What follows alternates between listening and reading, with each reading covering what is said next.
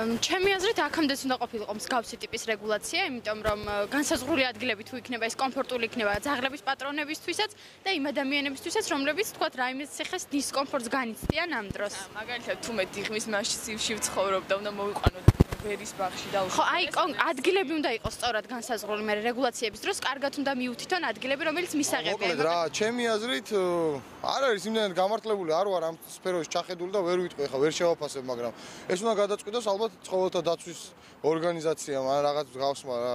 უნდა მიმართონ შესაბამის ორგანიზაციას. მე ამ საკითხში კომპეტენტური არ ვარ სამწუხაროდ. წინააღმდეგი ვარ. რა, თავშესაფარებია უცვლებელი.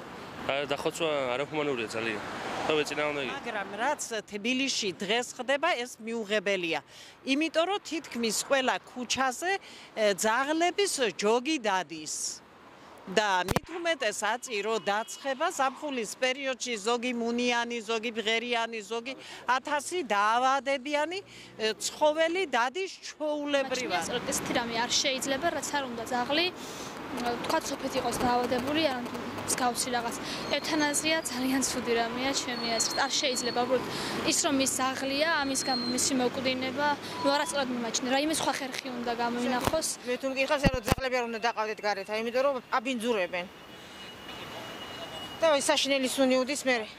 მაშინ თუ კი გამოიყვან ძაღლებს, მაშინ უნდა ქონდეს ცელოფანი რომ აიღოთ ძაღლის ის და გადაყარო. ძაღლები დარბიან აიქა. აბინძურები და მე ბავშვები თამაშობენ ამ ბინძურებში. მაგაზე მეტი რა უნდა. ნუ გააჩნია ახლა. იმიტომ რომ ზოგადად დილში მართლა არ უნდა იყოს დაშვებული ძაღლების სეირნობა და დროზე რატო არ მესმის. ანუ 9-დან 9-მდე. ასეა შეზღუდული დრო. არა. პატრონს შესაძაც მოუნდება, მაშინ შეეძლოს გამოიყვანოს ძაღლი და გაასეირნოს. ყველა სარცალია. 9-დან 9-მდე. აუ, სასაცილოდ მიმაჩნია.